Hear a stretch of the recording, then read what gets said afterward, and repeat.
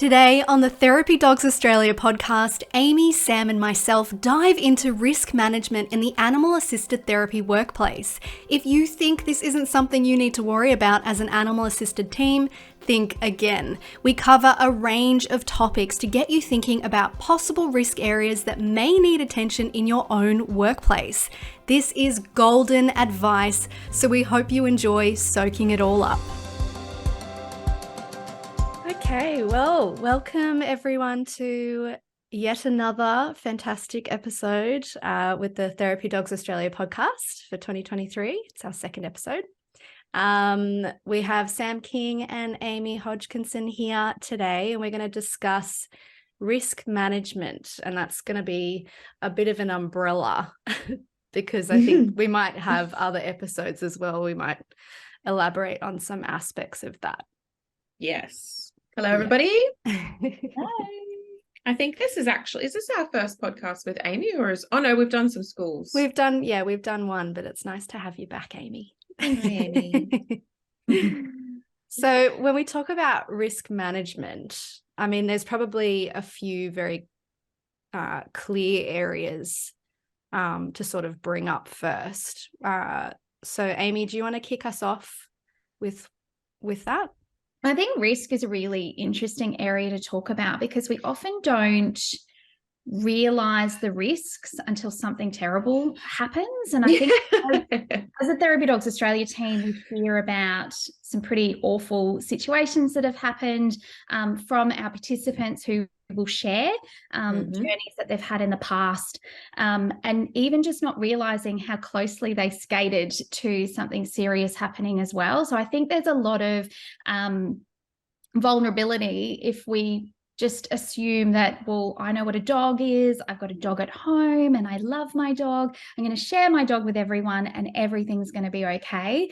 And sadly, that's not always the case. So I think it's really an important topic to talk about, but not a topic that necessarily everyone seeks out to find out more and really understand why do we need to learn about animal assisted therapy and why do we need to learn about specific handling techniques and all those sorts of things. And it's obviously a topic we're very passionate about. So it's good to be able to discuss it in this context. And also with one of our FAQs is, why should we study with Therapy Dogs Australia if there's no regulation at the moment? But this is one of the reasons, is because we will cover a lot of that stuff, and that's really important that you have the right training, correct? Just because there isn't regulation doesn't mean there's not lots of steps that we've learnt are risky or that are going to keep our clients safe or participants safe, but also keep our dogs happy and healthy and enjoying. So it's really about best practice at this stage of the industry, and we have an obligation to learn about best practice. Otherwise, what are we doing? Exactly. I also really think that sometimes people are mistaking that lack of sort of formalized regulation for responsibility. And I don't think that being, not being formally regulated means that you don't have any responsibility. I think those are really different things. And the best practice thing is what we talk about that all the time because, as practicing we're professionals in our industry. So we know that, there are best practices and things that we should do because they're the right thing to do, or the best and closest that we know to be right at the time. And that can be evolving and changing, and we have to evolve and change with that.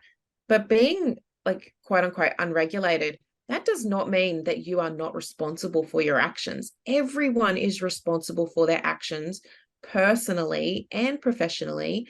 And we putting your head in, like, I sometimes do enjoy putting my head in the sand over things, because I'll hear about something, or not therapy dog stuff, but I don't know, there might be specific examples, but just life stuff. Like when I find out about your home insurance needs to have that shed on it, and I'm like, I don't understand that, and I don't know. I tried to get this home insurance quote. I don't know, I don't remember why I was doing it, but they wanted me to value everything in the house. Like, what would it cost to build that shed? And I was like, why would I know that? Like, I'm a psychologist and a dog trainer. I actually don't know how much it costs to build a shed. I'm sorry, I don't know. And they're like, yeah, like if it was to burn down, things like that. Like, I haven't insured it because I'm like, it's too hard. I don't understand. I just put my head in the sand over it and go, I can't deal with this. You don't even know where to start. I don't even know where to start. How do you find that out in the first place? Exactly. And I would have bought the insurance if they had have like just told me like, well, that kind of shed would usually cost this much money. Because I asked the guy, he was like, well, I don't know, I'm an insurance guy. And I was like, well, I don't know. How would I know? Like, so that kind of stuff, like, I get it. Like, and I hate that feeling. I hate feeling challenged by things that I don't understand. And I hate feeling like I get nervous and scared of like, oh, I don't understand it. And I'm just going to pretend I haven't come across this at all. And I know that people are doing that about therapy dog stuff too. And that's something that I do know about, and I can understand that sort of stuff. And we talk about it all the time, but that's why we want to try and bring this information to people in ways that are accessible, like this podcast and the other stuff that we do, but accessible, but also non-confronting as possible. And so, you know, we're not pointing fingers of blame at people, and we're not calling people out. We're just trying to share information to make this a bit less scary for you, so that you don't have to put your head in the sand, because I would really like for everybody's sheds to be insured. I think complacency plays a really big part as well, because it can be scary to try something new, and it can be scary when we're first thinking about the idea of introducing a dog into our context, and we might do some research and planning at that point. But if we then decide, oh, well, there's a really good day that, it's a staff day or whatever, and we justify it and we say, well, I'm taking my dog in and everyone loved it and it was such a great day and everything went really well as I know as a layperson with a pet dog. And I feel like everything went really well. I'm going to do it again, and then I'm just going to do it again, and nothing went wrong. So everything is fine. Yeah. And that's what I hear a lot. Yeah, same. And that's what gives me the shudder, because constantly you then think, well, what don't you know, and what were you looking for? Do you know what you were looking for, and do you know how you should be practicing, and all of those things? Because it's just a ticking time bomb in so many contexts, and we've heard this so many times where it was way down the track that something happened. And I think it's a barrier. The signs as well, like what you were saying, Amy. Like if you've had the training and you're aware of risk management and everything that encompasses that, you'd probably be quite attuned to the signs where you're like, oh, everything was fine, but I did notice this little interaction or this little moment that may become something down the track. I think it alienates people too. I'm really seeing people they've kind of like you said, Amy, like it sort of just happens, and then it's sort of just happening, and then all of a sudden it's 6 or 12 months down the track, and maybe everything is going fine, and maybe your dog's perfect, and maybe you're a legend. That is absolutely a possibility, but I think it's alienating. So you're not a part of anything. Who are you talking to about stuff? What community are you involved in? Are you doing peer stuff as well? Like, I think it is quite alienating, ostracizing, because the industry's expectation is that you've done some training and assessment with yourself and your dog. And I think those people some of them come to us, and we welcome them absolutely, but I know that it's hard for people to be like, oh yeah, so I kind of was just doing my own thing. And, I think that makes them feel like, now it's hard to join up with an organization because you've been off doing your own thing for a while, and now it feels a bit like you can't quite, I'm not a part of anything. Like, I think the other problem that creates as well is it's wonderful because they're open to learning new things, and they bring really great experiences. They do. discussions. It's so great to hear, well, that surprised you that worked, and how did you do that? And really, really great discussions. But on the flip side, they then find in a majority of cases, and I'd say 100% of cases, they change the way they practice as they learn about best practice, and they learn why. Yes, every time. About, these are the rules, this is what we do. It's about why should we be doing things this way and breaking it down. And all of the time we find they change their practice. So I think about the client's experience or participant's experience, and they then need to adapt as well. So the dog might be handled differently, the situation might be managed differently, and the whole setup of the clinic or the practice might be managed differently. And then, well, how is that for your participants? Because they have to adapt to the changes that you're putting in place. So there's a bit of an impact down the line, not only to ourselves and how we practice, but also to our participants, which they're our service users. That's what we should be focusing so much of our, delivery and service on, and how we structure that. So it's interesting implications, isn't there? There really are. And, I don't want to give people listening to this and they're like, this isn't relevant to me, I want to know something else now. We just want to touch on, this is an everyday thing for us. That's why we do keep talking about it, because it is literally every single day. Anyone who's trained with us knows that we get application. You apply to do our courses. We do that so that we can make sure that the training that we offer is going to be suitable for you and your situation. We don't want you to pay and then start a course and then we go like, oh, we don't support that. So an example of that would be facility dogs. Like, we don't train facility dogs that are owned by a facility. We'll only train a dog that's owned by its handler. Or someone very close to them. Because we've seen the welfare of facility dogs in the past not be managed effectively. And until we're in a situation in this industry where there is a regulator who can force you to manage your dog properly, we can't do anything about that. And we've come up against that in the past where we've tried to educate people with facility dogs. And it's been very, very sad, very sad. And I'll never do it again until there is someone I can call and say, you need to go and get that dog because it's now biting people.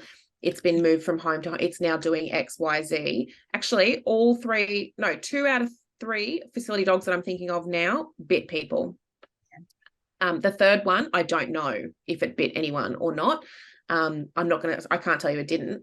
But I know for a fact that the other 2 bit people.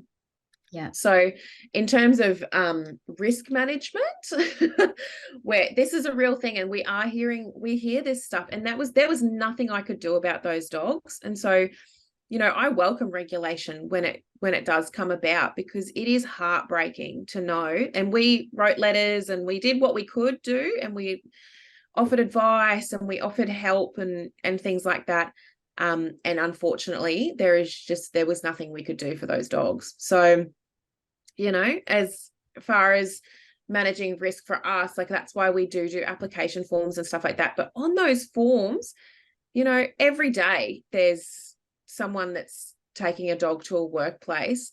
And, it's often they're taking dogs to a workplace 5 days a week. They're taking dogs to a workplace when a dog is still a puppy, things like that. So, that's why we do harp on about this topic, is because it is actually every single day that we are facing it. So that's why we want to get this information out there.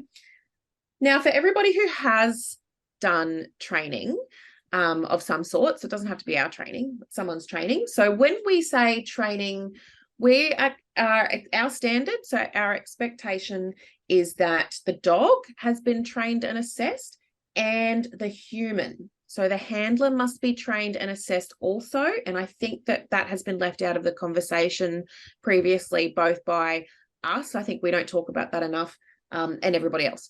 So it's really, really important that we're understanding the handler must be trained in things like canine management. So, we do in our courses canine body language, first aid, canine first aid, things like that.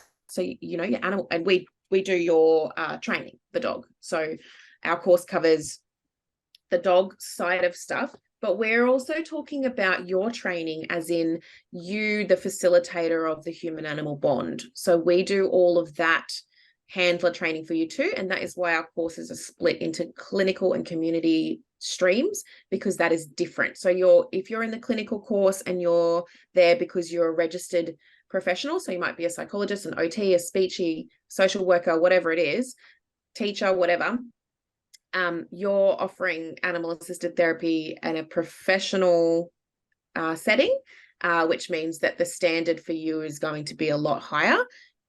Those in the community courses, those guys, so we get teachers and stuff, like anyone can do the community course. Some people just choose to do it because it's cheaper and it's the dates suit them.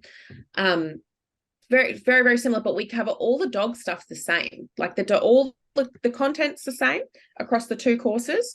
Just the clinical course, it goes into a little bit more, we're a little bit more, intense with your responsibilities, because we're taking into account your responsibilities as a professional. So that's coming from other, registered psychologists and teachers and things like that, because we understand that.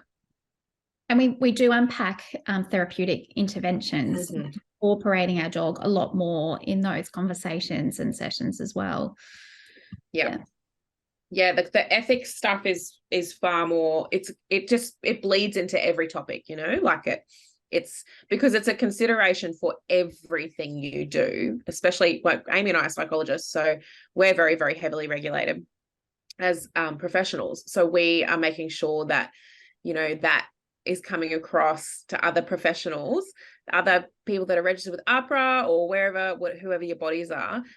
It's actually very, very important. So best practice stuff is super, super, super important in these industries. So that's why the clinical course is a bit different to the community, but the content is the bones of it are the same. We just change it up a little bit for the community guys who don't need to hear us harping on quite so much. Well, and the ethical considerations are often different. So they're different discussions, but there's still ethical considerations. It's not black and white. And we do have to think about so many different aspects in the way that we work, as well as the dog and the animal welfare, our participants and who we're working with and what we're trying to achieve, as well as what our own goals are.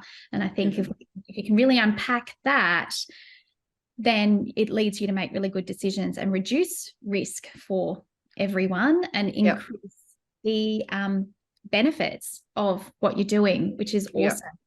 But that also, I think ethical discussions and considerations don't go just in our course. I think they're an ongoing things are coming up all of the time. And just like psychologists and any professional practice should be engaging in supervision or peer consultation or all of those practices to unpack some of the ethical dilemmas that happen, how we're going to work. And that is so true in animal assisted therapy as well.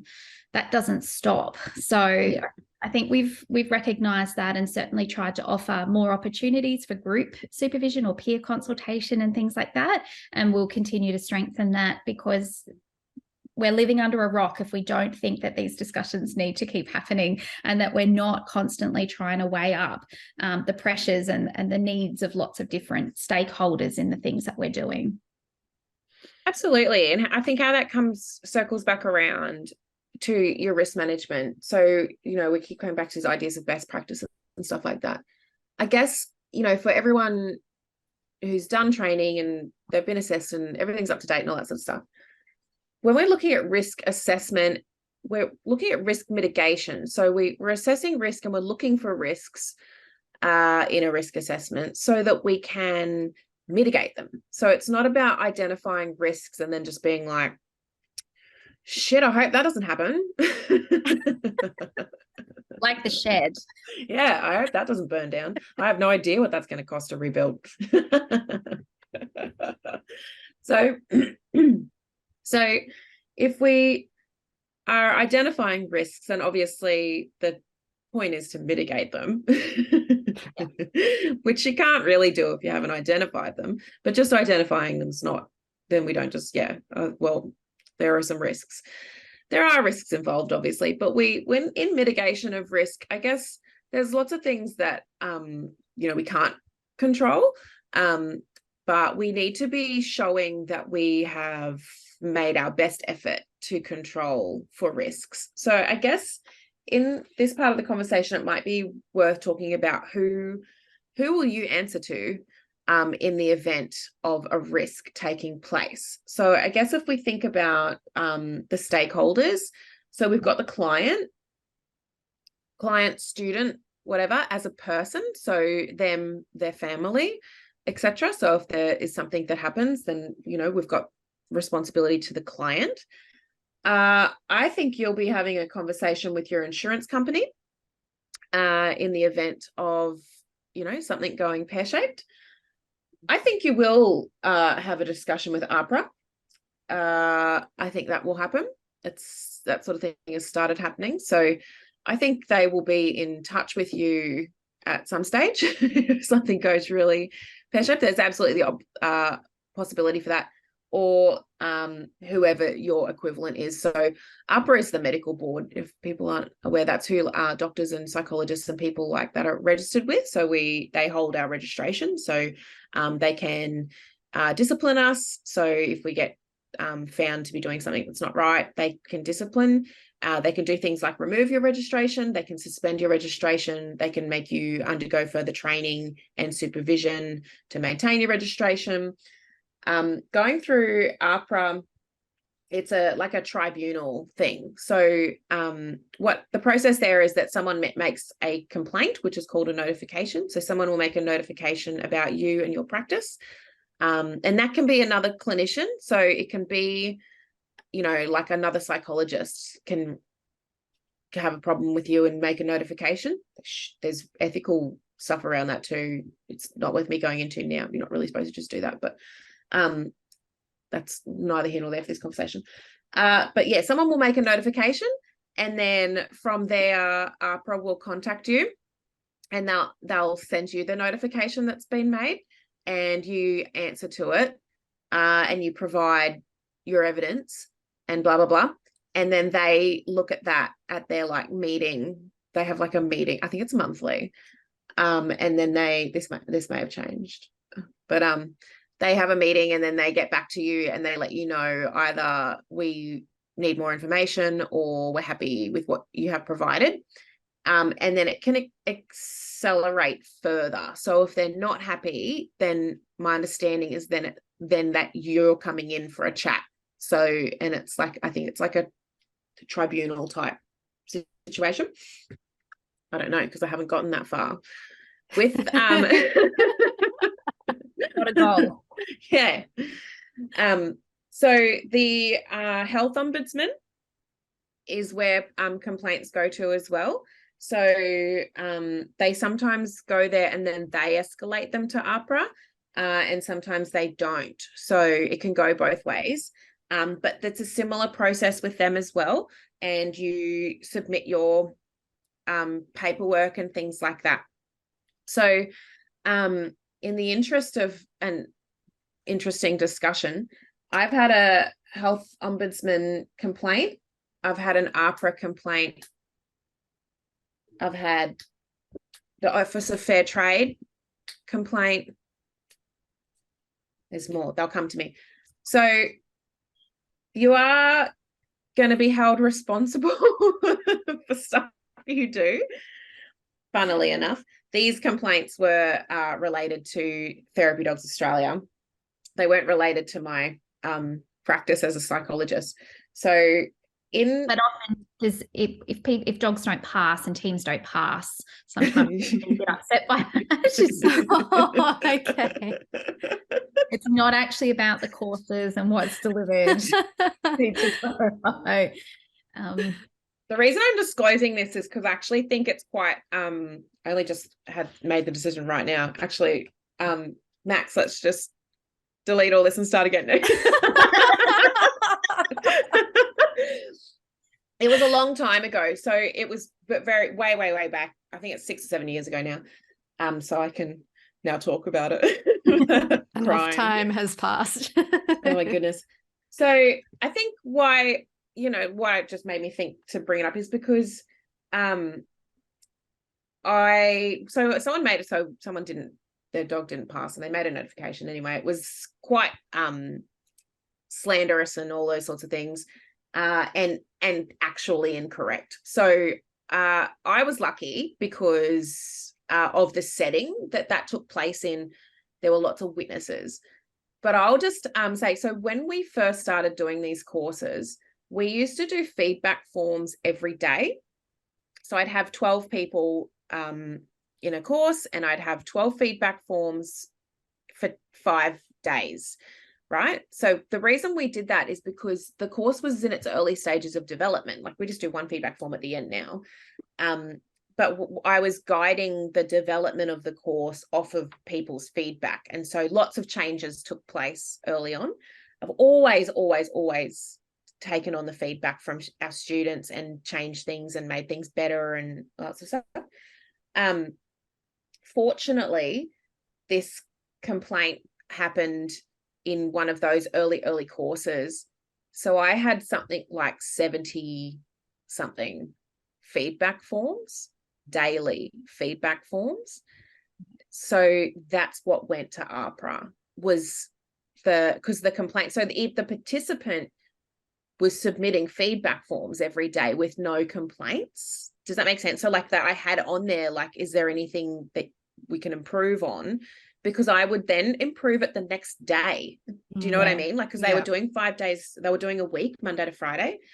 And so I had things on there like, was there anything that wasn't clear from today? What was good that stood out from today? Is there any questions you didn't get to ask? We had like a rating 1 to 5 for stuff as well, of like, you know, does the presenter swear too much? The amount of times I've been in trouble for swearing too much by people is just, I've cut down so much. I used to swear the whole time. I love swearing. Taken on the feedback. I have taken on the feedback, and it's taken years. And also, you know, you're welcome, guys, but it's been very hard. Okay. So, you know, I'd get feedback of that all the time. Your team members, your colleagues definitely provide on active feedback, and you're responsive to that. Yeah, exactly. Yeah. So I had all these. What'd you say, Amy? This wasn't about swearing. No, but I think swearing should be more accepted in the community, because I think it's better than normal words. So, I had like 70 something feedback forms, and so there was 2 people that put in notifications. So none of the feedback forms had any problems brought up during the week. There was witnesses. So the things that they said in their complaints happened. I was able to go to other, and it was humiliating, other course participants, and I had them write statements for me. So I had heaps of evidence. But the whole process was so stressful. Like, back then I used to lose weight when I got stressed, and I was looking good. Yeah. Again, we don't endorse that. Cut that out. I've aged out of that now somehow. So dang it. So now, so the evidence I had was ridiculous, like stupid amount of evidence. You don't normally have that. So if there's something that goes wrong in our settings, typically, so like being a psychologist, normally our stuff is one-on-one, and there's no witnesses, there's no evidence, you know what I mean? So I was very, very lucky that happened in a context where I did have plenty of evidence. But I'll tell you right now, you've got to answer to the questions. You have to answer to it. There's no like, well, it's not feedback. It's not like, I'll take that on board or I won't take that on board. Thanks, AHPRA, for your suggestions. That's not how it works. And I think when we're talking about vulnerable. In a lot of our contexts, we're working with vulnerable populations, whether it be physically vulnerable, psychologically vulnerable, etc.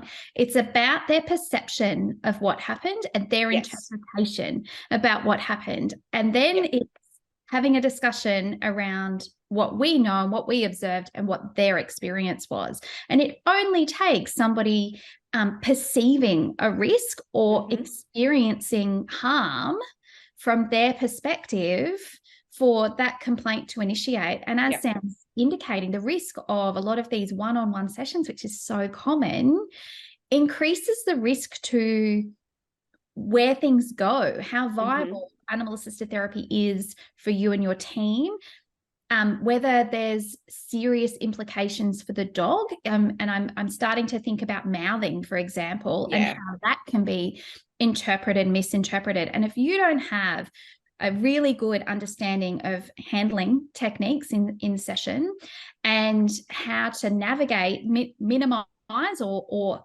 preferably eliminate mouthing, and be able to navigate those discussions, prepare for it, prevent it, observe the risks and intervene. So how we work with our dog can reduce the risk of that as well. But we're really creating some pretty serious implications. I would hate for my dogs to be euthanized because the council have deemed them dangerous dogs and everything's out of control. So you can see how things can just escalate so quickly. And I'm more worried about that than fronting AHPRA, and I certainly don't want to be navigating those discussions either. But my first thought is the implications to the dog. Absolutely. And then all of your other clients that are no longer able to work with that dog, say goodbye to that dog, whether they're, whether they've been euthanized or not, they're not going to be allowed to keep turning up to that practice. So many. How do you have those conversations when you're trying to work through it yourself? So it's not to be underestimated, because it's also about, it's not my dog has never hurt anyone before. We hear that all the time. That's not risk mitigation.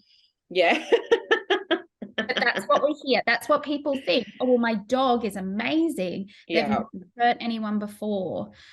Or more recently, they've never hurt anyone before, but they've growled at somebody or they've done this to somebody. And you're like, okay, well, do you actually know what that means? And are we navigating that? So there's so many more considerations. And I think that's what Therapy Dogs Australia do really well, is we're not afraid to have those conversations, and we want people to bring those conversations to us so that we can help you navigate them, and we can prepare for the best outcomes for our dogs, for ourselves as professionals and service providers, but also, and so importantly, for our participants. That's what it's all for. So really important that we're navigating that and breaking it down even to the point of perception, not just what if the risk actually happens. Exactly. I would love do you guys have some examples, whether in your own professional journey or, stories that you've heard that we can chat about just as examples of risk management? Because I feel like that would be I do want to talk about specific stuff, because I want people to come away from the podcast with a bit of a plan. So I've just written in my little list here. So people that you'll be answering to: clients, your insurance company, AHPRA, and whoever you're registered with, that sort of thing. Office of Fair Trade is another one. They contacted me once. Someone made a complaint about something on the website or something. It wasn't. All of these I've gotten out of them because I actually didn't do anything wrong. But so Office of Fair Trade, it's something about, you just got to make sure, so that there's rules. So, but the point is there's rules. So if you're advertising a service, you have to provide that service. That's an Office of Fair Trade thing. So there's consumer laws and things like that as well. So if I don't care what industry you're in, if you're charging people for a service, and there's probably even rules around volunteer stuff too, because there's lots of rules around volunteer stuff, but I don't know what they are. So you've got to look into these sorts of things, okay, so I've advertised, so let's say I'm a disability support worker and I've advertised animal assisted therapy options. And then I've rocked up and I've met this participant and I've decided, no, they're too difficult to handle while I'm also handling my dog that I, have or have not trained correctly or whatever. If you then go, no, I'm not bringing the dog. Well, essentially, you've advertised a service, and then, I mean, it might be a bit of a long stretch or not, I don't know, but then due to that person's disability, you're not offering that service to them. That's discrimination. Now we're in trouble. So if we start looking at these things, there are risks involved in this business. There's risks involved in every business. There's risks involved in everything. So those kinds of things, if that participant or their representative was then to go, so let's say you've signed your through NDIA and you've taken a chunk of their funding for support work because they've chosen your service because you've got animal assisted therapy written all over your website. Then you rock up and you go, oh, this person's disability is not consistent with what I can offer for animal assisted therapy. I'm just not going to do it. Oh, okay. Well, you've got their funding. So now you're in trouble because now this participant's got to go through X, Y, Z, find another support worker, blah, blah, blah, blah. But if they want to report you, that's an Office of Fair Trade situation where you can go, well, they've advertised a thing to me, or discrimination. So are they going to litigate against you privately as well? Because, well, you've actually discriminated against me because you've sold me this service or idea of a service, but now you're not offering it to me. So what's going on here? So that's an example of how you could find yourself in some pretty hot water. To mitigate that risk, for example, don't say that you offer animal assisted therapy to everybody. Don't put that on your website. Put on there that you are a support worker, you're a disability support worker, and there are animal assisted services available to approved participants. So things like that, and do an intake with people, and find out, we even at PAW, so PAW's our psychology clinic where we're animal assisted, when we have non-dog days because we got dogs not working full time, and sometimes the clients are like furious. They're like, but you're a therapy dog place, and we're like, we do animal assisted therapy here, that's what we do here, but we're a psychologist and we do psychology, and at times that's assisted by the animal. So one of the ways to keep ourselves out of trouble with that is our fees. We keep our fees standard. We don't charge additional fees for animal assisted therapy. That's a personal choice that everybody can make for themselves. But I don't charge you to have these dogs or horses here, and it costs me a flippin' fortune. I'm certainly not making money out of it. It's costing money. So considering that I can provide the same service for the same fee without any of these animals that are eating me out of house and home. So it's only ever going to eat into our bottom line. So we just make sure we make it really clear. So in our welcoming documents, our consent forms, all that booking information, things like that, it says in there that, this is an animal assisted therapy practice. So there may be therapy animals present. We get people to consent to that. There may be animals present for your session. However, if that animal cannot be present, your session will go ahead as planned. So this is an additional offering. It's not the baseline service. So at the end of the day, that's great if there are dogs here. I've had situations before. My old dog, Isabel, pushed Oliver through the pool fence. She was running past. They were both running down the side of the fence, and she pushed him because she was a savage. She's passed away now. She got cancer. That's her. That's her in the background in it. Hi, Isabel. Oh. She was pretty funny. We used to call her Sharky for any of our old students that did face-to-face courses with us. Call her Sharky because she'd just cruise. She had a brain injury. She'd just cruise around the room getting pats from everyone like a shark. Sniffing people's dogs. She was real hello. Anyway, she pushed Oliver into a flipping fence. So he snapped his tibia in half. As I'm walking to my car with my other dog to go to work, they ran down the fence to be like, Mom, bye. And she pushes him and he snaps his leg in the fence. And I'm like, great. He's screaming. I'm like, oh my goodness. swap dogs, just grabbed him, picked him up, chucked him in the car, took him straight down to the surgery. It's like, he's just broken his leg. So I dropped him off, and he had surgery and they plated his leg up and whatever and blah, blah, blah. And I went to work without a dog. You know what I mean? Like, I just dropped him off and then I picked him up on the way home. I had no dog. I'm not going to cancel a day of clients, or I'm not going to drive back home and get my other original dog, you know, like, things happen and, you know, I've got no dog here. So, or it might be just life stuff and things like that. But to get yourself out of, we talk about this stuff more on the course about logistics and the best way to go about that kind of thing. Like, I let my clients know and stuff like that. Kids got autism, so it's better if they don't just rock up and there's no dog there, you know. It's probably also great because it kind of doesn't teach any sort of dependency on needing the animal there to work on whatever goal you're working on. Yeah. Mm.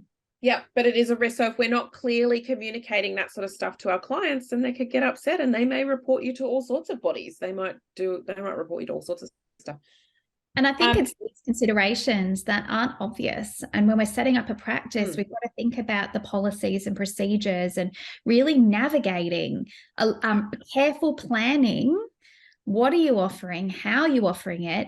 Who are your funding bodies? And does what you're offering fit with the funding body expectations? And if we can go back to, well, our core business is our professional offering, and we're adding animal assisted therapy to complement what we're doing. So we can always do our core business, but the animals are assisting us to deliver our core business. Yeah.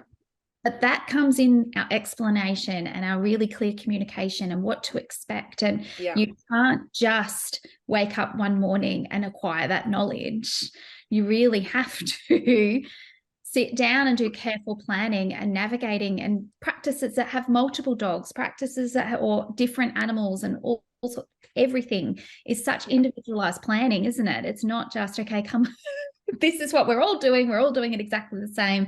Our dogs are different. Our animals are different. So what we offer is always different, which means quite unique and individualized planning. It does. And it's not hard to, like, customize it, you know, like, even just this conversation that we're having right now, all you need to do is change some of the wording in some of your documents. You know, it's all you need to do, and everything's gonna be fine. So you don't put your head in the sand over this one. It's like, I'm telling you how to insure your shed. Okay, it costs this. Like, it's really simple stuff. Like, just make sure that you're not advertising animal assisted for everyone. There will be clients that aren't going to be suitable. There will be days when you're not going to have an animal there. There will be situations where it's not going to work. What if your dog dies? What are you going to do? What are you going to do when you've told everybody that this is an animal assisted math tutoring place, and then your dog dies? You're just going to go and steal your neighbor's dog. This is the same dog. Start call it the same name. And I think there's an assumption too. I'd quit my job if that happens. It's all over. No dog, never working again. Yeah. But I obviously have to have 6 months grief leave. Absolutely.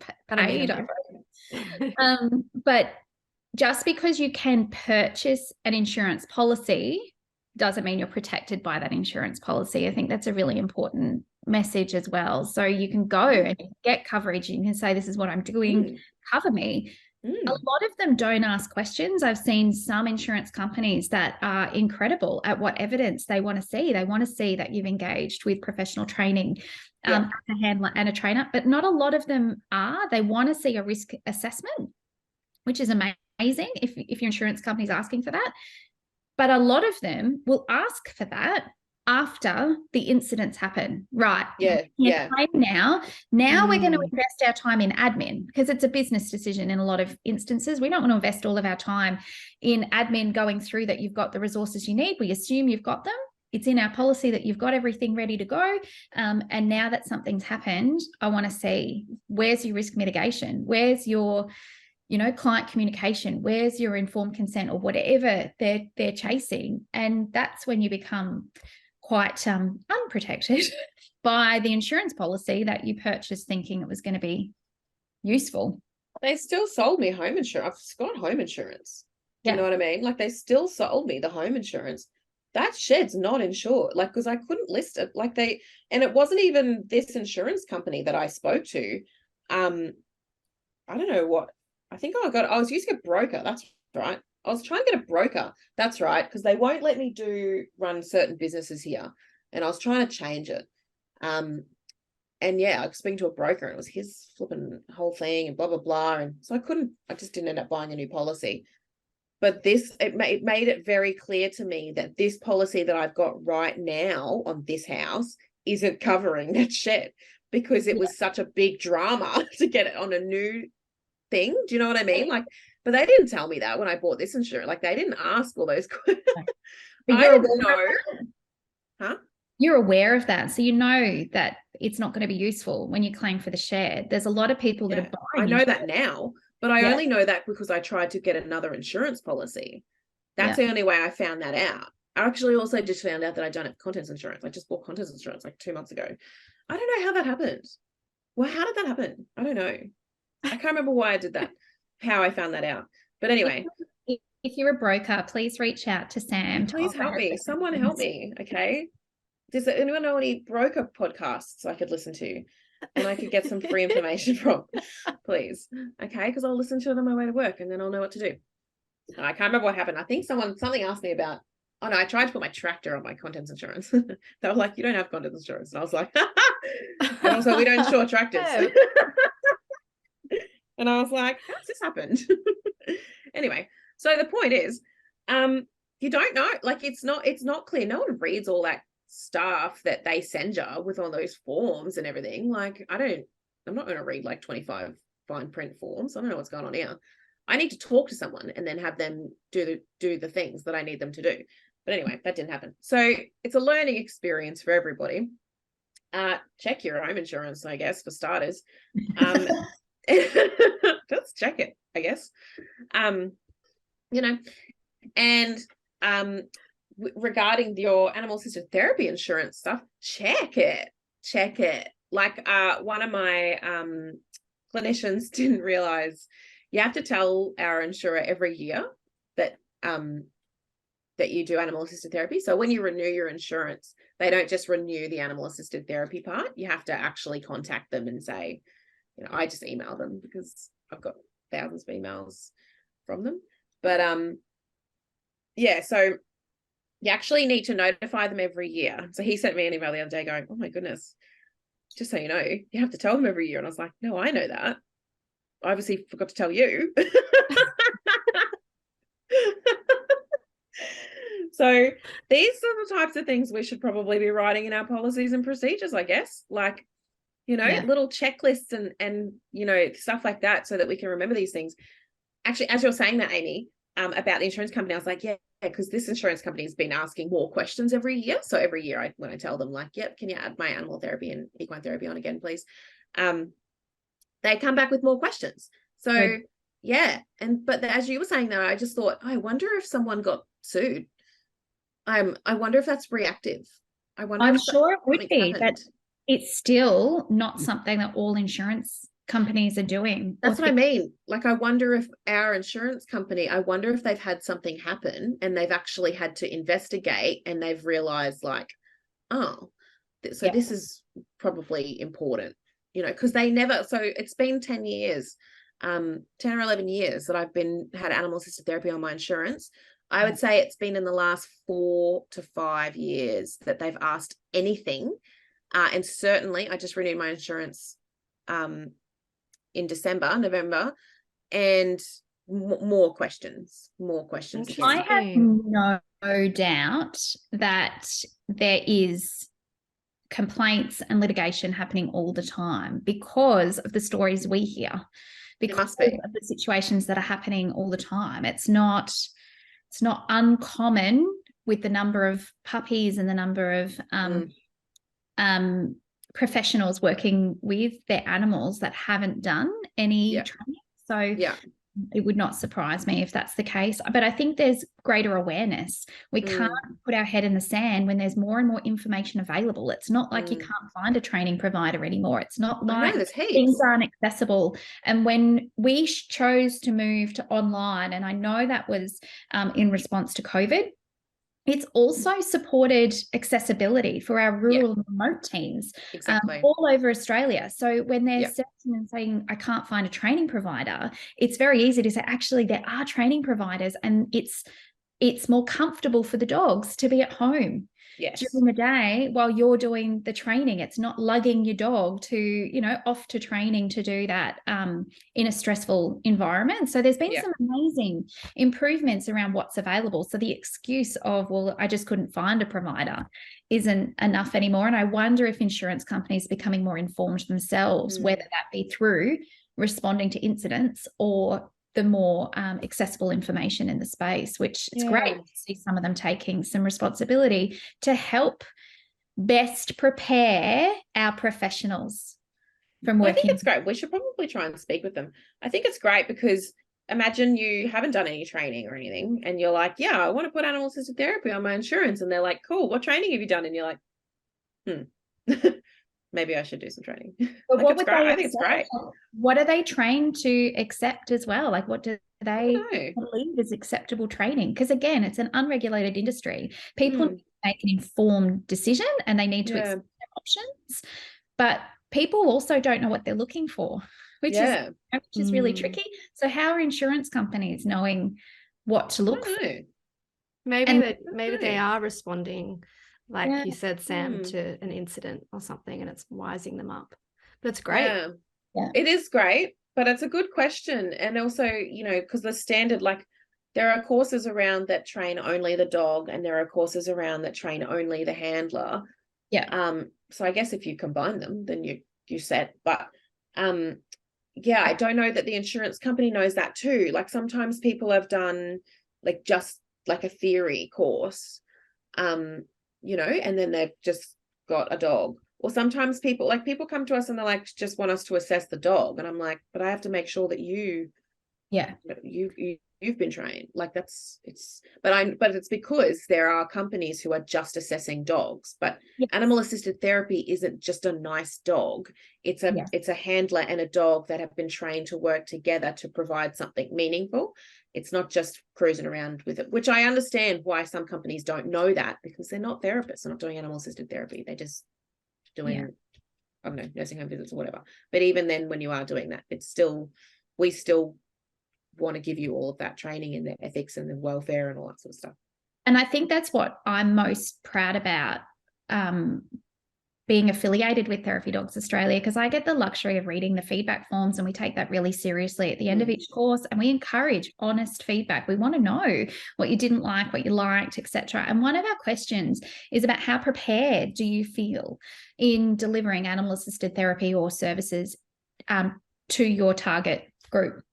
And overwhelmingly, it's the sense of preparedness. It's the sense of confidence that is coming out of the course that I think that's one of your best protections. I know what to do when things go wrong. I know what to do when I'm identifying a new risk or things are escalating in session. I know how to handle my dog no matter what happens. So we're not just preparing you for 5 key things or how to run this session. It's not that rich. It's about, you know what to do no matter what. And that's what I love most about the formula and being able to prepare people for practice because of that confidence. And that's what's going to get you out of trouble. When so that was very on purpose when I developed the course, because the course that I had done, people were coming out of it not prepared. And they weren't working with their dogs, and they weren't going and doing things because they felt unprepared. And I hated that. Like, I was like, that sucks. So the way we teach things, it's about understanding these concepts so that you can generalize them. So it's the generalizability of the information so that you can use these concepts in your context now and into the future, because you really truly understand it. And that's why we have the learning resources that we've got. That's why we've got our final assignment and things like that. It's not so that we can fail you because we think you're an idiot, you don't get it. It's so that we can identify gaps in learning, so that we can make sure that after this course, did you learn what we were teaching?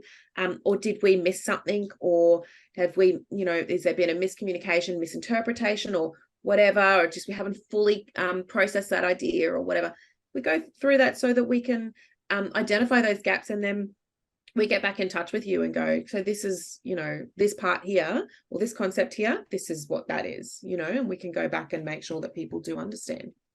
And then on top of it, we've got our group supervision and professional development workshops. And, you can even come back for individual tutoring, and then got reassessments and to try and make people feel as safe as possible. Well, it's an ongoing journey, isn't it? You don't just train in something and then you're set to go.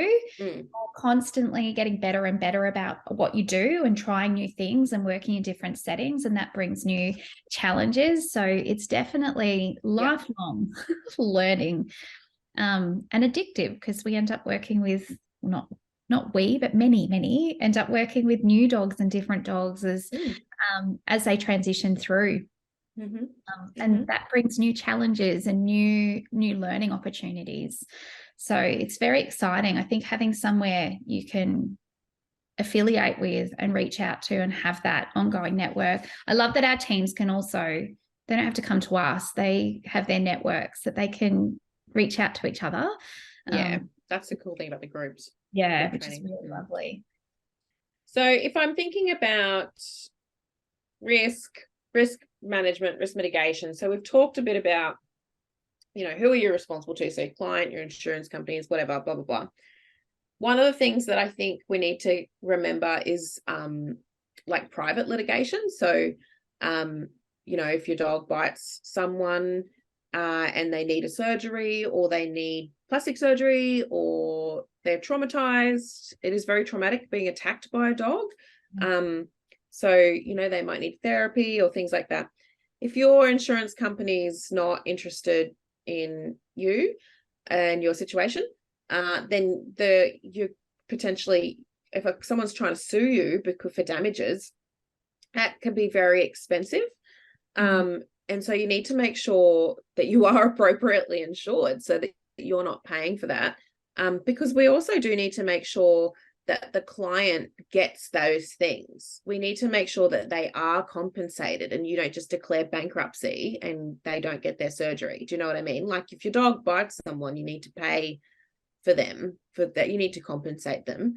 But just being aware, like, that's going to come out of your pocket, or you're going to have to declare bankruptcy, and the person's not going to get what they need. Or I don't even know if that's possible to do that. I don't know. But just making sure that you've got insurance. So we have insurance, animal assisted therapy insurance. We have pet insurance policies as well, and they've got third party on them. And that's to cover, it does cover, damages to like people and property from your dog. I think, like, if your dog like runs out and gets hit by a car and causes a car accident, like, I think you're responsible for that. And like, you might have to pay for the car. Is that a thing? Interestingly, some of the pet insurance policies, when I was exploring, and I'm not claiming to give financial advice in any way, everyone needs to do their own due diligence around selecting appropriate policies. Certainly don't take insurance advice from me as well, obviously. Never, ever. Listen to the mistakes and go and get your own advice. But when it comes to pet insurance, some of them have a exclusion. Sam may not have read this because it's in the fine print, but there is an exclusion around working dogs, and they don't provide a definition of what working dogs are. However, they have said that assistance dogs don't fit that category. So assistance dogs can be included in the policy without issue. But working dogs, I think this is a really loose definition, and I would consider in a lot of the ways that we're talking about working with dogs, that therapy dogs are working dogs. They're a complement to professional service delivery. I've asked various insurance policies directly to put in writing. They've said over the phone that doesn't include therapy dogs. We consider them the same as assistance dogs. However, I have never received it in writing. So I've never chosen to go with a provider that has that listed, because I just feel too vulnerable if something were to go wrong, that would be a gap of paying the policy claim. have to My think. policy does say that, but they told me also over the phone that working dogs were farm dogs and security dogs, Yeah. police dogs. And I was like, why don't you just say that then in the Yeah. policy? Like, Yeah, why have do it you in put working? brackets. Yeah, like, why? But anyway, there's something to be aware of, definitely. But I did have that conversation with them too. So, but that was years ago. There are policies that don't have it, which is good. So I think it's worth, see how everyone feels and be aware of that potential. Mine auto renew, and I like never look at them, so I should probably look at them and see what it says now. Once again, if you're an insurance broker and have an interest in animal assisted services, if you could reach out, we would love to hear from you. We have so much business for you. If you're an insurance broker, people ask us this stuff all the time, and it is largely the blind leading the blind. Because we know what we know, but we certainly don't know like enough. So, but we're having these conversations to just let other people know, like, we need to start asking questions. Like, you need to do your own research, because we're not brokers, we don't know. But if you are a broker, get in touch with me, please. So we got getting sued, blah blah blah. I think so. When I had to answer I actually didn't do anything wrong when I got those complaints, but when I answered to them, it didn't go as far as me having to say what when you get in trouble. So one of the things that they consider is, what have you done to either make this not happen, make it less bad, or rectify it. And I think one of the things from memory, because they did come back to me with a response, this might have actually been the health ombudsman. Anyway, because I entered mediation following, because the health ombudsman was like, so you're not at fault and you don't have to do anything. But one of the things that person requested was, like, they had this list of demands. And so I entered mediation to try and, help them work through some of that.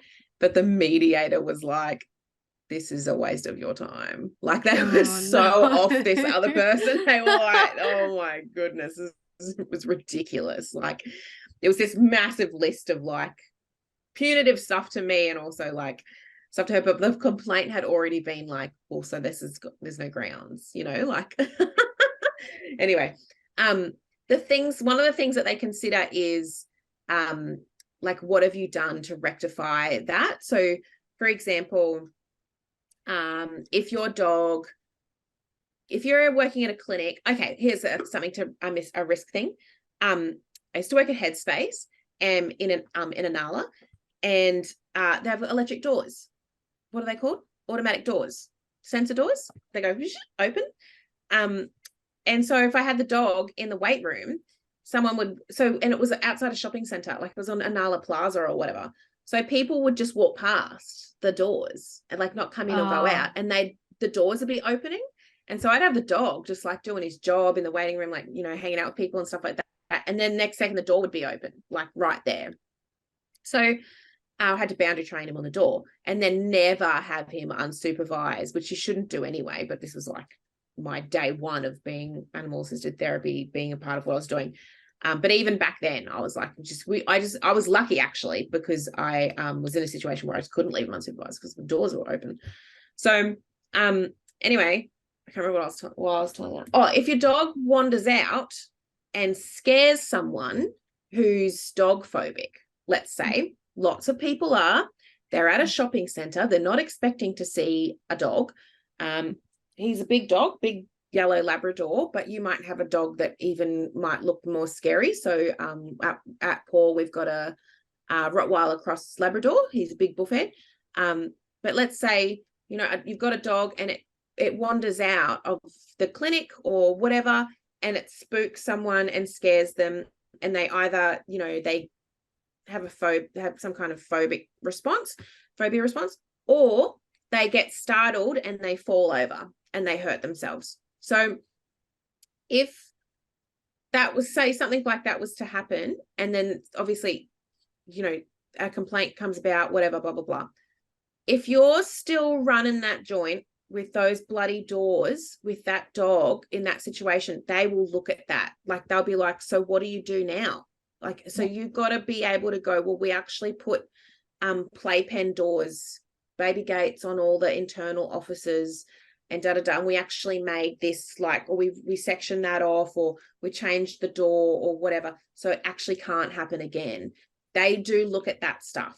So best bet is to do those things before the bad thing happens. So that's what we're talking about when we say risk mitigation. So don't wait for the dog to wander out the doors, because yes, they're supervised all the time until that moment when they're not there, they've slipped off or whatever. I don't know what things happen, So we need to be preparing for these types of risks.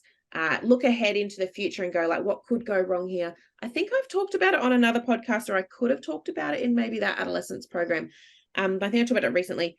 Our doors at Paw are glass in our waiting room, and they open up. That's a very annoying little design.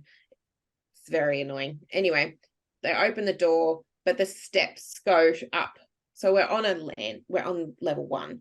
So the steps go right up to where the door is, and it opens right here. So I wanted to frost the doors because there's no privacy for people in the waiting room, because there's toilets up there. So people from the arcade going up past the toilet and stuff. And it's a psychology clinic. Like I wanted to frost it. But I figured out, because my neighbors frosted their door, and I was like, they just did it from Bunnings. And I was like, I want to frost my door. Anyway, I didn't do it because I realized sometimes, even though all the communication that we give out to people that there are flipping dogs here, there's dogs on every single sign, there's dogs in the emails, there's dogs talked about on the phone. The place is called Psychology and Animal Assisted Wellbeing. It's called PAW. Like there's no way we can possibly make it more obvious that there's dogs here. But sometimes people open the door and they get, because the dogs run down the hallway or whatever. So I didn't frost the doors because I thought it was safer for people to see the dogs on the other side of the door than to have the frosting there, open the door and then fall down the flipping stairs because they've gotten a startle because there's 2 dogs running down the, like we've all got dogs. So there's, 3-4 dogs there at any given time. And they're friends. So they play. So they run around the hallways and stuff. So, so that for me was like a risk assessment and mitigation thing, even though I really wanted frosted doors. And I think it would be better for the clients who had frosted doors. I was like, well, I'm not sending someone down this flipping set of stairs. I was going to swap the doors around. So it opens the other way, but then that's where our seating is. So I couldn't really do that because when they have it's a very small, we're only a little clinic. Well, it's not that little. I just made huge therapy dog rooms, 3 massive therapy dog rooms upstairs and another massive one downstairs. But it meant that we sacrificed the waiting room area. Whoops.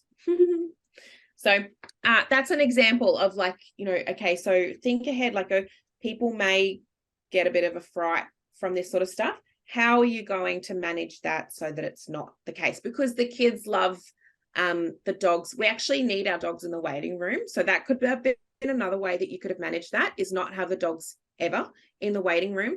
But the kids love it. They love it. Like they bring their friends from school to come and wait for them in their appointment because they want to show them the dogs. Like they just love it. And a lot of the time, not so much from my diary now because I've had my clients for ages, but certainly much more in the earlier days, that was how I got the kids to come into the room, was by bringing the dog out, reducing the anxiety in the waiting room, building a little bit of relationship in the waiting room, and then they follow the dog into the room. So like, oh man, I'm having flashbacks. It's years ago now, but I remember having kids, they wouldn't come in. Like, and so, we'd sit out in the waiting room and, things like that. And just, I'd have to spend a heap of time out there to get them to feel comfortable enough to come into the room. Oh man, times have changed. So I haven't had a new client in like, we'd be going on 3 years, I reckon, since I've had a new client. Oh, that's nice. My diary so full.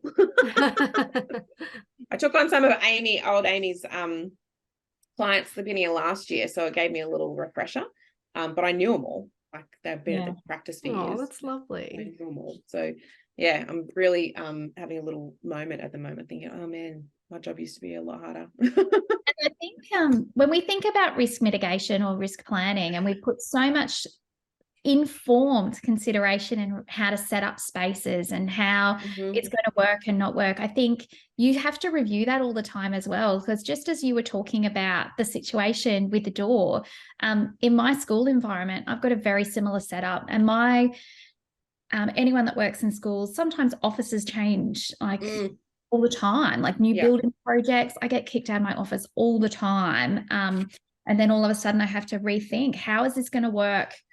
Animal assisted therapy, and how am I going to make sure all students feel safe? So we've got cultural differences, we've got fears and phobias, we've got allergies, we've got all sorts of things to consider, and every student needs to have the same right to access service and support. Absolutely. But I was thinking about like a really unpredictable situation that happened. Again, it was about a doorway. We've got glass entrances to our space, which works beautifully because they can see if the dog's there. My guy, Wilbur, loves to sit in the aircon, lie out on the timber floor and look out. And normally that's fine because I can hear the door opening. My desk is just around the corner. I can spring up, I can bring the dog in, I can invite people in as that happens. And that's worked really beautifully until this one day where beautiful tuck shop lady used to deliver our lunches for myself and my colleague, had the most amazing service ever.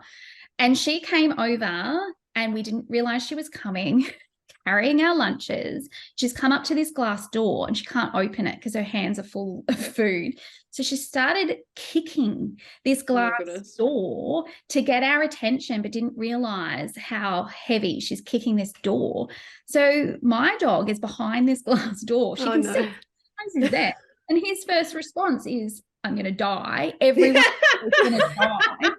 So my therapy dog bounds up and it has the biggest bark I've ever heard in his life at this tuck shop lady at this door. So I've sprung out of my chair thinking, who just died? My dog's just mauled someone, which of course is not what we're trained to be doing.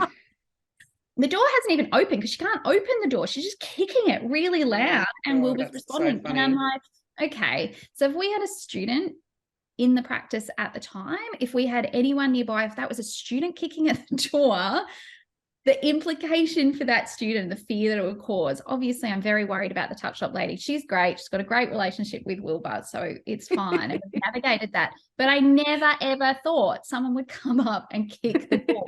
And then that was a new thing that I then have to think about in terms of risk mitigation and making it safe for everyone and not causing. I do not want to be the cause of trauma.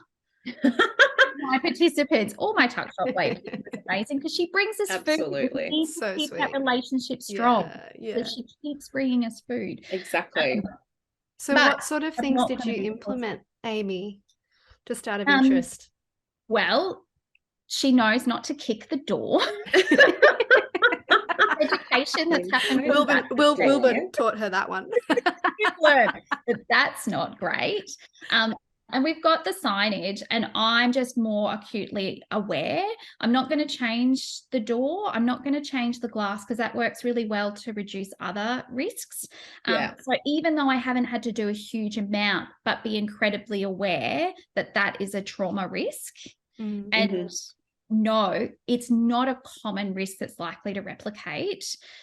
So it's being really aware and helping that the tuck shop lady understand why that happened and that that wasn't a normal reaction that she's going to get when she comes and things like that. So I think it's very much about unpacking that because I don't want her to be traumatized. If that was a child, of course, higher. So really mindful that we're aware of that. But things happen, right? Things are happening all the time. Yeah, and I think learn from each other around their experience. Yeah, a big one from that, Amy, that people might not have realized is that you should unpack that. Like, whereas if someone, the delivery person comes to my house, my dog's bark, I'm like, whatever. Like, I don't even tell them to shut up. Like, you know, I'm like, whatever. But when you're working in a therapy dog setting and the dog barks at someone, it's about understanding that the human animal bond that's developed or should be developed facilitated by you and your dog, with the people that have got access to them. So it's different. It's different to if your dog barks at someone. Like if my friends arrive, you know, and the dog barks, I'm not like, oh, you know, I'm really sorry. Listen, he just got started. Like we don't need to do that at home. So it might not have crossed people's minds that when your dog barks at someone in its work role, you actually do need to address that, unpack it, explain it, rebuild the relationship, spend time with the person and the dog, rebuilding that relationship, things like that. That's also important from a dog training perspective, because we don't need the dog then bark at everyone at the door, because that's a flipping nightmare. If your dog's barking, we don't let our dogs bark at work at all. So then doesn't matter. And it's the first thing we teach new dogs to the clinic, is not to bark at that doorway, because they don't understand that it's not like your house. So now we got all our dogs, like they don't bark at the doorway because they've never been allowed to bark at the door. Otherwise they bark when people arrive, and it is the worst. It's horrendous for human animal bond. It's very rupturing, very, very rupturing. So it's one of the first things we deal with.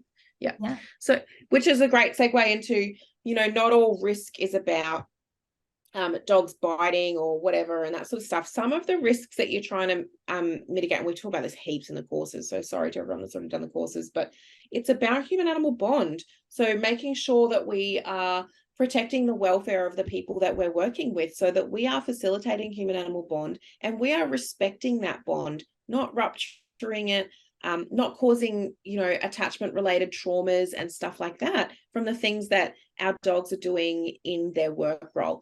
The point of the dog being there is that they're building a relationship. They're a relationship builder. If you're building relationships, you've got more responsibility. You've got responsibility within every relationship you have in your life. So you need to be aware that, okay, well, you've now just built more and strengthened further existing relationships by bringing this dog into this work role. You're responsible for those relationships, not the dog. You're responsible for maintaining those. You're responsible for those relationships being safe places for people to be, because you've made them vulnerable by tricking them into hanging around you because you've got a bloody dog. All their cortisols come down, their oxytocin's moving around, with all these beautiful benefits that happen from having therapy dogs. And then the dog is attached to you. So you now have made this person more vulnerable to you. Anyone that's taking a dog into a workplace now will know exactly what I'm talking about. People that you know, people will be hanging around you, people that you may not have connected with before, people that you wouldn't think would be, you know, the type of person that you would connect with. And I bet, I'll comment on something, get in touch with me, because I bet you are seeing people behave differently around the dog to what they behave the rest of the time you see them, particularly at work. Okay, so they're coming in, they're talking baby dog talk to your dog, they're getting down on the floor, they're playing little games, they're saying things like, oh, you don't want to say hello to me today, oh, you don't want to play with me. They're saying stuff like that, like people are becoming vulnerable, all these things. There's so much responsibility that comes with that. You can't just blindly just let the dog handle that. You know, that's not how that works. Well, that's not the best practice way of making that work. Within that vulnerability in those relationships, people are at risk. They are at risk of being hurt. They're at risk of being rejected.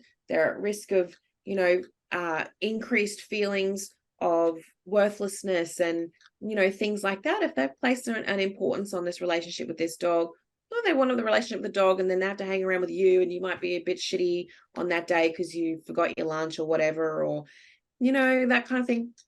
You really do have to be careful in those relationships too. And that's why Amy's talking about, well, we've unpacked that with the lunch lady and made sure that she's been able to maintain her relationship with Wilbur, which is really probably the reason that Amy was getting her lunch brought to her, was so that the lunch lady could see Wilbur. So, and my colleague needed a debrief too, and she is so familiar with the dog, but understanding what happened, why it happened, and navigating all of that so that we can understand Wilbur's behavior and also help Wilbur to feel more supported and safe. So many implications from that. Absolutely. So make sure that you're aware of those risks too, guys. Like those are the ones you're probably not going to get in trouble for, because no one else is probably going to realize what's going on, what kind of damage you're doing to people's relationships accidentally. But it is definitely a risk, and it is something to be aware of. We take it very seriously at PAW, and everything we do through Therapy Dogs Australia, we take that vulnerability risk really seriously, because we care about vulnerable people. That's our job. That's our life, is caring about vulnerable people. The other thing is, so making sure that you're taking steps, whether you've done up a formal risk assessment or not, just open your eyes, look around, make sure that you've had a look at things like doorways, what you're doing about, clients, letting them know that there's a dog there, making sure you're not discriminating against people, make sure that the dog's safe, your dog's welfare. You need to learn canine body language to make sure that you're managing your dog's welfare as well. Your dog is at risk as well. So we want to make sure. So one of the things that we do is initial appointments without dogs, because we need to make sure that we're in a position where this client is going to be the right fit for this dog. Things like that. We want to make sure, so some people work in much more difficult settings than what we do, and that might include things like the acute care teams in hospitals, people in dementia wards, things like that, where your clientele are a lot less predictable and maybe more volatile and things like that. So your dog is at risk. So one of your risk mitigation strategies may be that you don't go and meet someone for the first time with the dog, because it's potentially not safe for your dog to do that. So those kinds of things, and then making sure that we're communicating that quite clearly. So, we haven't got, residents coming into this specific dementia ward to, live here, and they've got all their funding here and all that sort of stuff, because you advertise that you've got a dog, and then you go like, well, no, this person's too volatile for this dog, like it's not a good fit, and then their family's left going, so why did we put Nan in that facility? Well, they chose it because of the dog, because she had to give her dog away because she got dementia or whatever.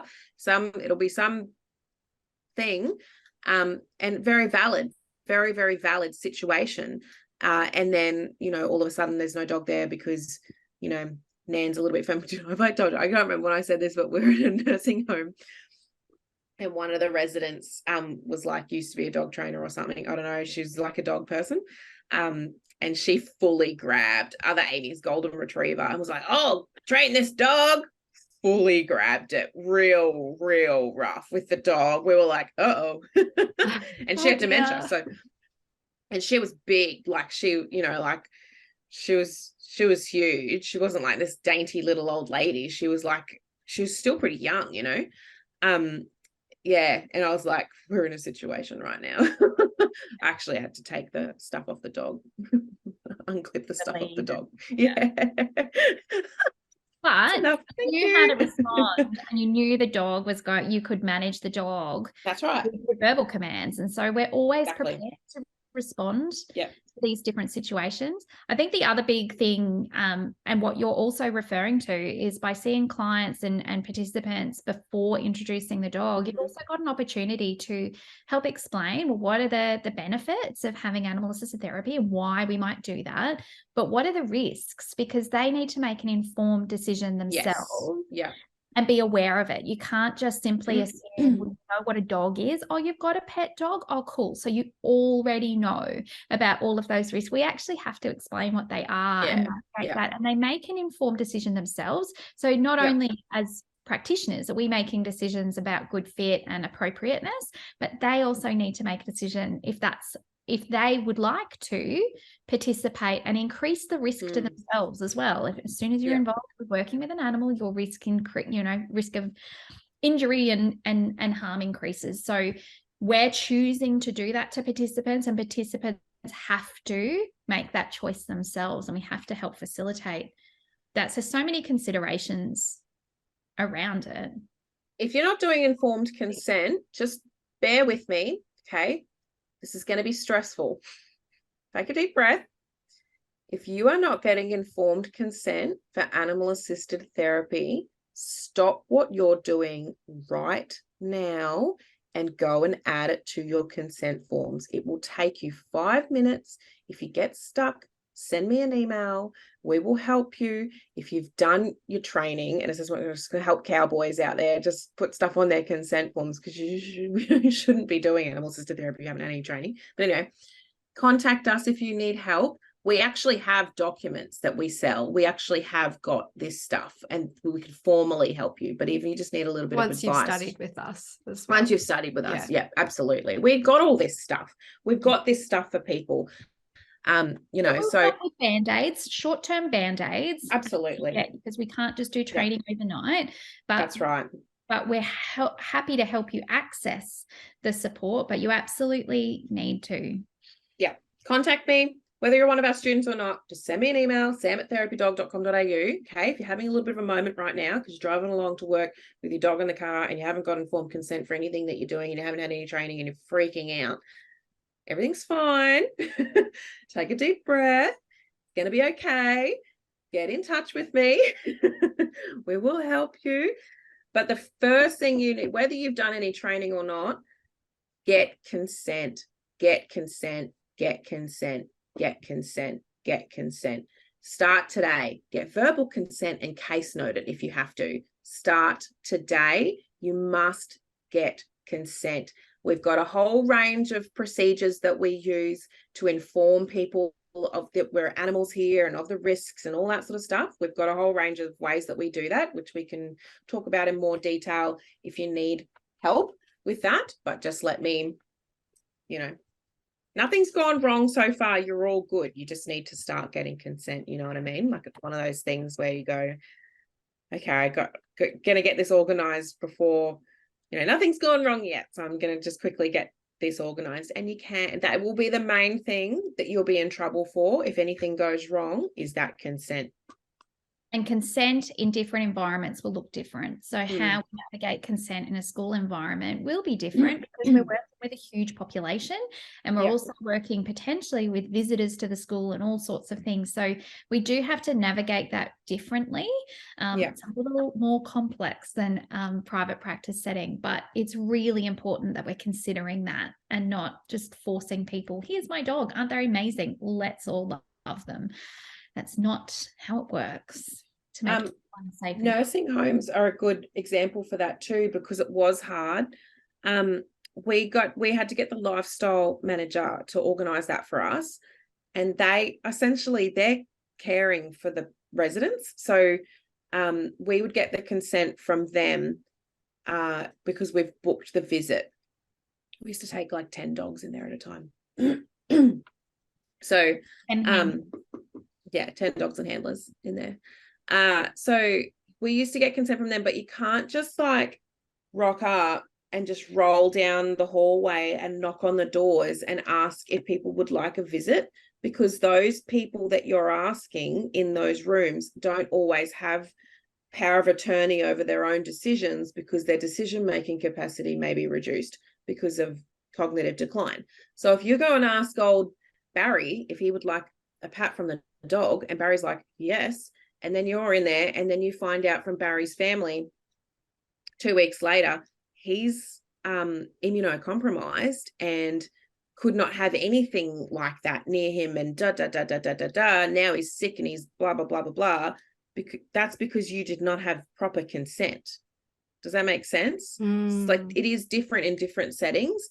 But you can't just roll up and, like, I can't get consent from a 5-year-old child. Like, but what we're doing when we're shifting that responsibility, we're explaining to the lifestyle manager in that context all of the various risks. So Sam's referring to talking about the transmission of health illnesses between animals and humans. And there's lots of things that we're having in a conversation with that coordinator that's shifting the responsibility, because they're making informed decisions. They know the clientele. It would be silly for us to try and understand who everyone we're meeting and what that's going to look like. They're in the best position to make those decisions and navigate that, but we're helping them understand, what does it mean to have dogs on site? What does it mean for the types of dogs and the presentation, the training level of the teams that are coming. Yeah.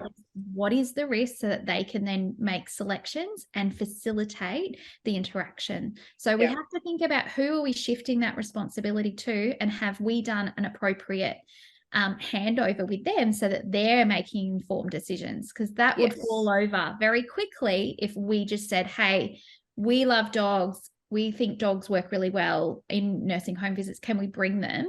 And they're like, yeah, that's a great activity. I was looking for something for Wednesday, so let's just pencil it in. It has to be a much deeper conversation around that. Absolutely.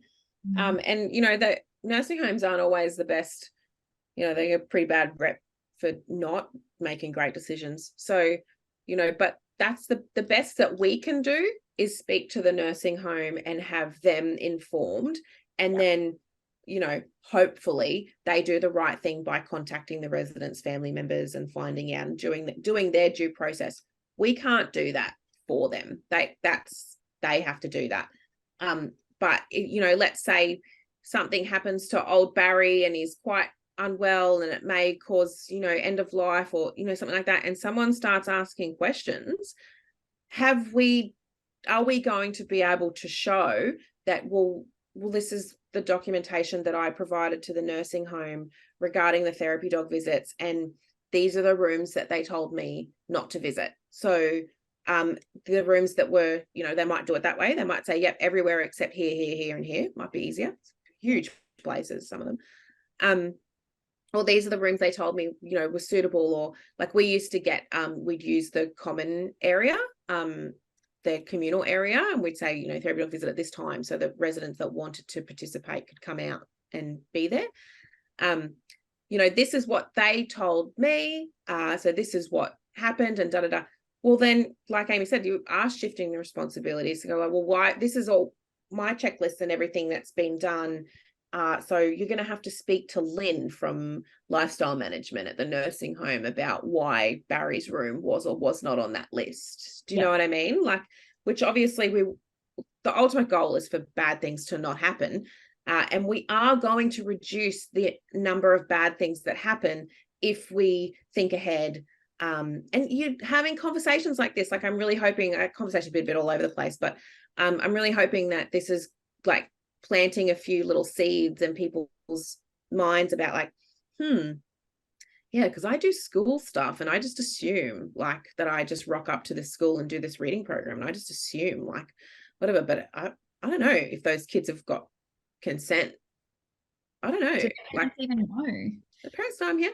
Also, I sometimes see people sharing some stuff on social media that I think, I wonder if they've got permissions for that stuff, because we obviously have Maxine, so we have you know, dedicated time to that, but generally speaking, I do wonder, you know, the easiest thing for us is when people share their stuff on like their school pages and stuff, and then we just reshare it. It's already on the internet. But I think it's also, especially in a school environment, it's not just about, do they have permission? Are the parents going to be upset because they have a fear or a phobia or an allergy? But there's also cultural considerations. Absolutely.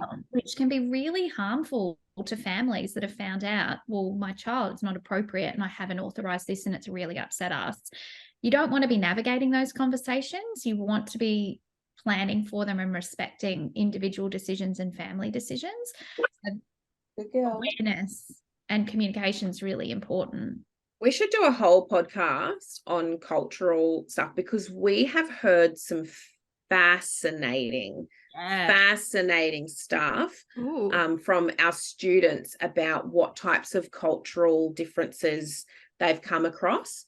And it is like, there are some cultures that like they just don't, the kids just not allowed to interact with dogs. Like it's fascinating. Specific colors of dogs and all sorts of things. I'd love to learn. Yeah, we're going to have to talk about that. That's more interesting, because I don't know anything, and I know I wouldn't be the only one.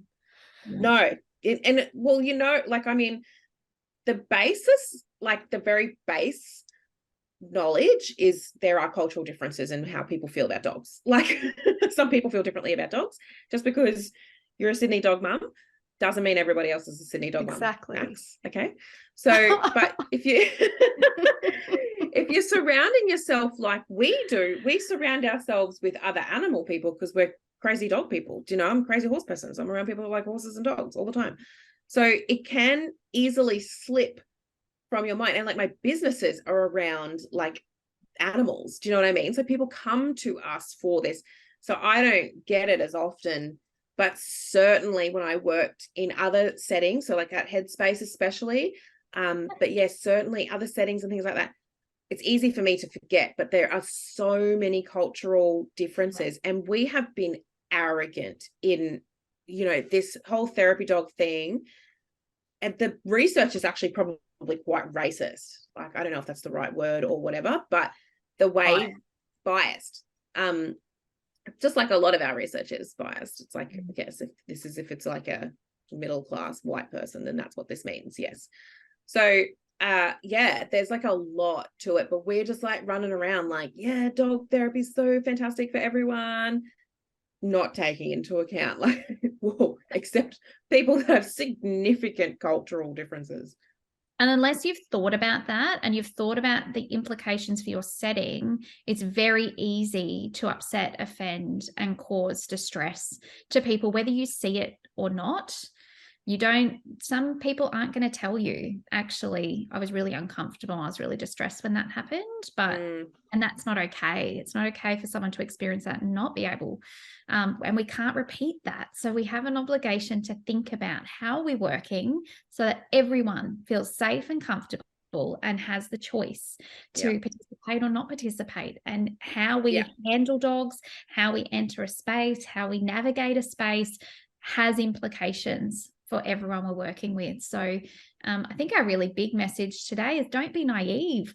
Come on a journey and invest some time into thinking about how you're going to do things professionally, respectfully, ethically, safely. And that's where your risk management becomes a really important part of that. Yeah, it really does. So we're going to, you know, we were talking about this morning. We're going to put a bit more stuff together. I'm going to put a few more things together and things like that, because this is something that's popping up for us fairly regularly. So if you are looking for help on, you know, formalizing your policies and procedures and risk management paperwork and things like that, just send us an email, get in touch with us, because we're going to put together another package. We've got a package of stuff that's kind of like your getting started stuff, consent forms and things like that. But we're going to put together something more sort of formalized, because we have had people asking about it. So get in touch with us if you need that done. Otherwise, also let us know if there's a topic that you'd like us to elaborate on, because I feel like it's just so big. Oh, if there's something that our listeners want to particularly specifically hear about, please let us know. Definitely. Yeah, we'd be happy to do like a Q&A as well. So if people want to send through questions and stuff like that, and we can answer them for you. We'll put an episode together just answering your questions and stuff. Sounds great. Cool. All right. Amazing. Well, thanks for the chat, ladies. Yeah, thank you. Thanks, Amy. Thanks, Sam. No worries. Bye. See you next time. Thanks for listening to the podcast. If you're interested in studying with Therapy Dogs Australia, or you have a few more questions before deciding, please get in touch with us by emailing courses@therapydog.com.au or visiting our website at www.therapydog.com.au for more information and FAQs.